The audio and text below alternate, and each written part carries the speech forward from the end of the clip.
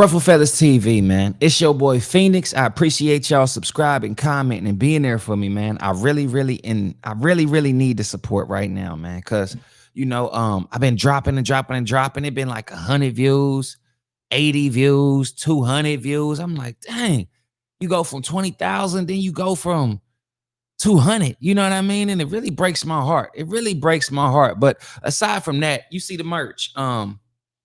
Creative player hoodies, creative player socks, man. We got y'all got to get y'all's creative player ratings chart. That's what I want y'all to get. But we also offering memberships. I'm getting everything ready for y'all because I'm really building a community with this. Yes, this is called Ruffle Feathers TV, but the network is the Creative Players, man. And you got to check out the Creative Player podcast. But let's move on because I'm about to crash out like who I'm about to talk about, right? It says, man goes viral sharing his story of receiving 20 years to life in prison. And I just want to take a couple minutes and go over this, man, and why it is so important to control your emotions. Like it's life-changing to control your emotions. Now, this is the fella here, right? Don't read it yet because I want to tell y'all something. I got a brother, man. Not a blood brother, but somebody that you done everything with growing up, man. And man, he is fighting for his life right now. And nobody knows the truth. Nobody know nothing about what happened that night. All I know is no bond and trial coming up, man. And it really hurts my feelings because it's like, yo, will I ever get to see my brother again, man? That just when I read this man's story, it just resonated with me so well to be like, man, we have to control our emotions. We cannot make permanent decisions with temporary emotions. That is the worst thing you can do in any case and scenario. Even with a girl, like you get your heart broke, you find out she might have cheated on you or something, and you just want to put hands on her, go kill the other dude or something, bro. All that stuff can leave a record forever, for eternity. If you young, they'd be like, hey, remember he beat up old girl or this or that, or remember he shot this dude, now you in jail. So it's like, it never goes good. It never goes good. It hurts. That hurt is a test because you can't control what nobody else does. All you can control is how you respond. And that's how you got to walk out in this world with everybody. Only thing I can control is how I react to it. I can try to avoid this, try to avoid that, stay over here, stay out the way. But if people do something to me, only thing I can control is how I act. Otherwise, you have no control and other people control you. So let's get into this. Sorry for that long intro, but this is important, man. So look at this, man. Let me zoom in for this. Let me zoom in on this fella, bro. Because this is like, look at this guy. Look at him, man.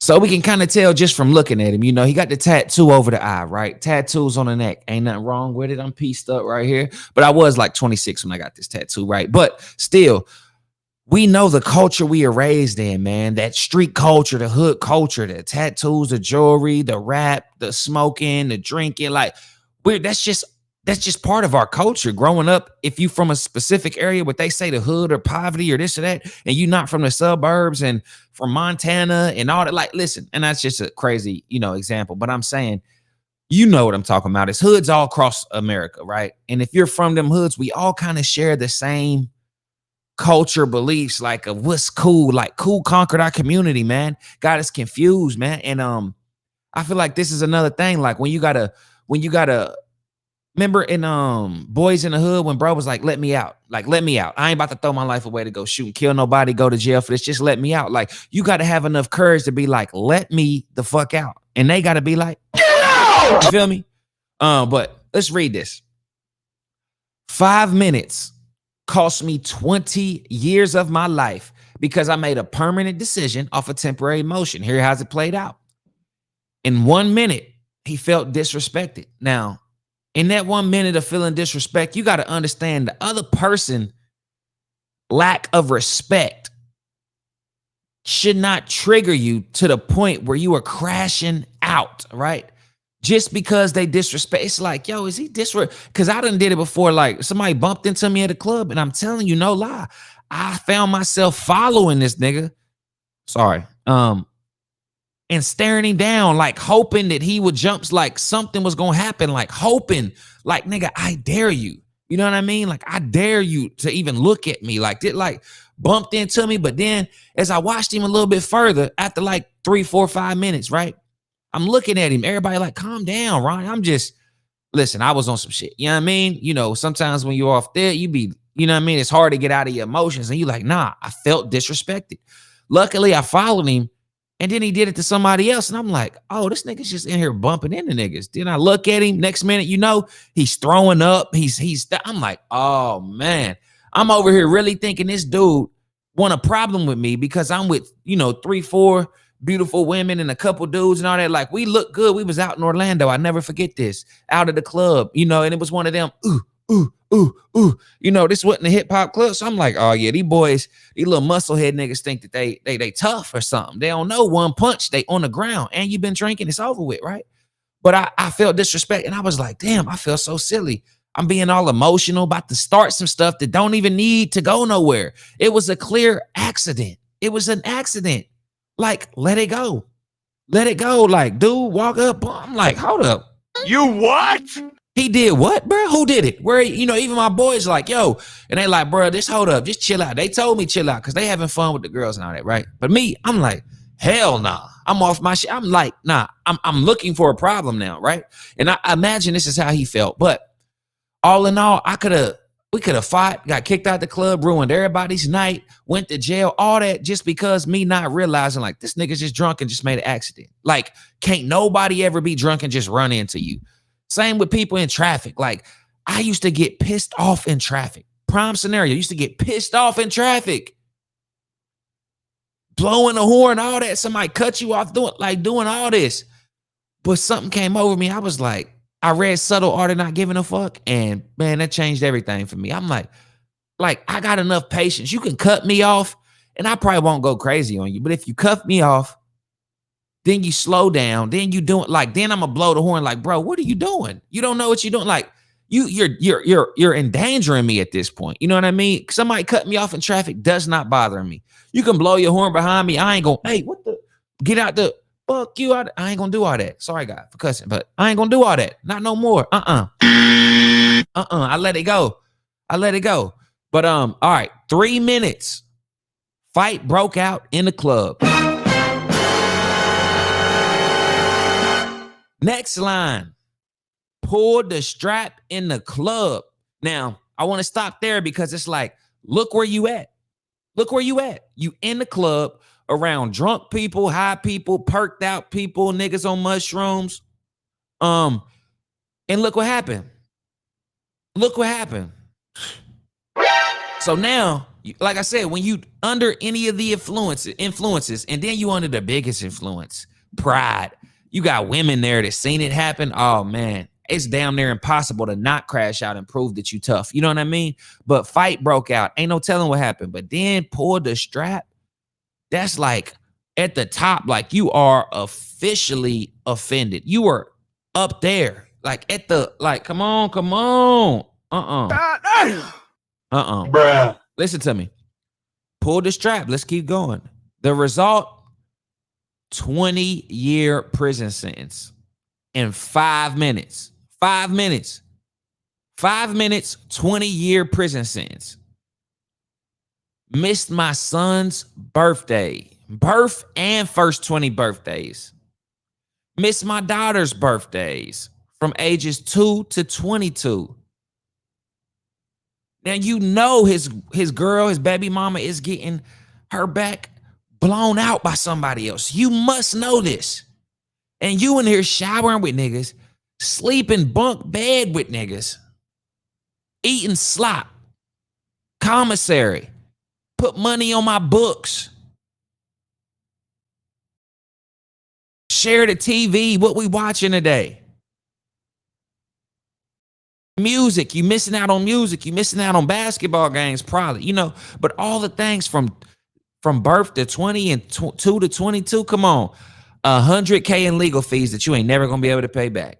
You're gonna have to get out and work forever just to pay them off, but you're gonna be so happy that you're free. It's like, cool, this is legal slavery. And then when you think about who owns the jails, you would think, oh, it's the government. Some of these jails are privately funded. Some of these jails are privately funded by the music companies that sign the artists to promote the hardcore rap gangster music to put you in that predicament and in jail and in the mindset in the first place, in the culture.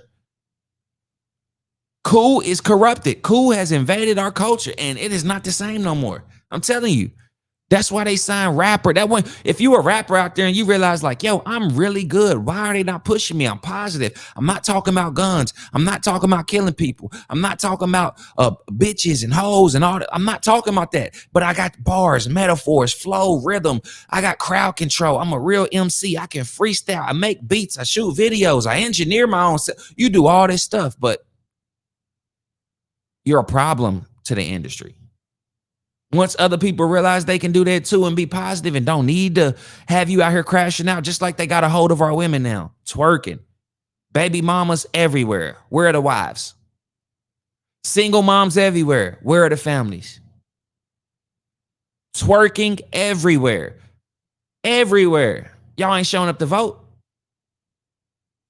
You feel me? Like, it's just, it's sad how they really got us, but let's go. And a lifetime of what ifs. That's all just gonna be going through your head while you in jail. What if, what if, what if? Even when you get out, man, what if? I'm having what ifs.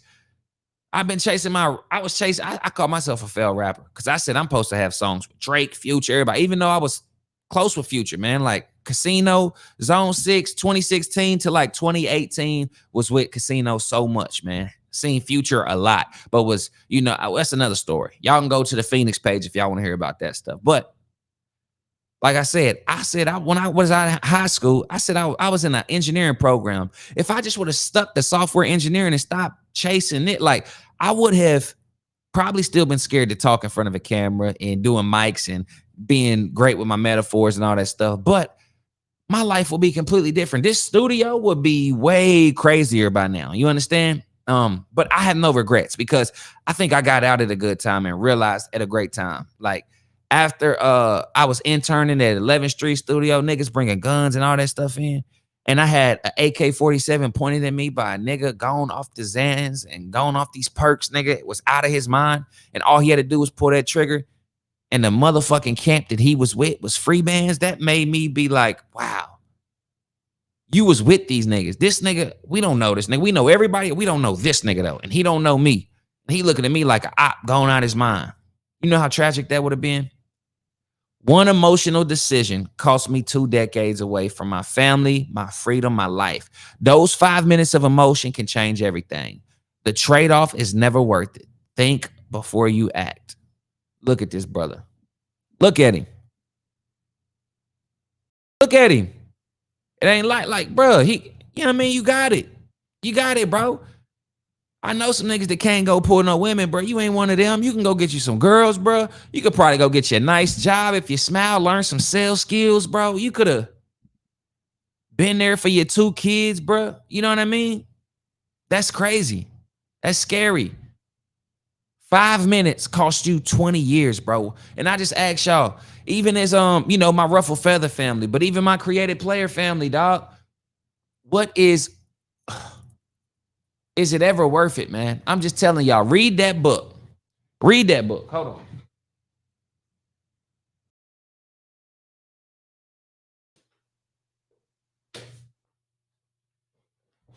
I took the I don't like keeping the book coverings on, but this is it. The Subtle Art of Not Giving a Fuck. That's it.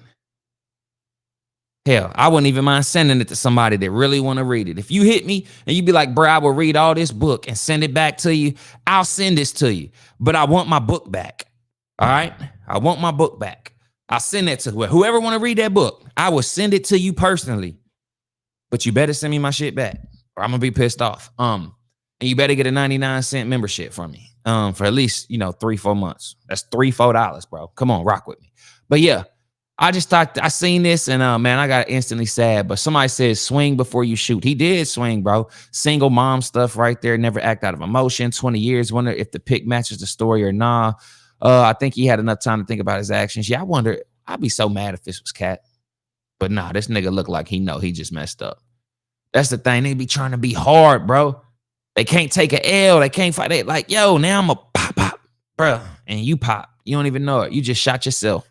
You done. You cooked, bro. Sauteed, baked, fried, cooked, fully, thoroughly cooked.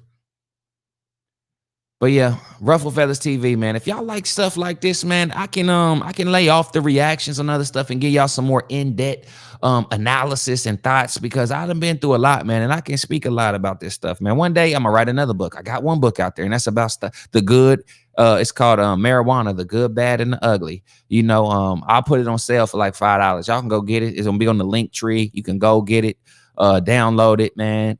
Easy read, but man, there's some good stuff in there. But yeah, merch, man. Somebody buy a t-shirt. I got sweater. This is by Champion, so the quality is just amazing. They got unlearn, relearn on there. On the back, you got the overall rating 99. Become maxed out. Be a maxed out creative player. We want to get 99. You got to understand what the creative players is, man.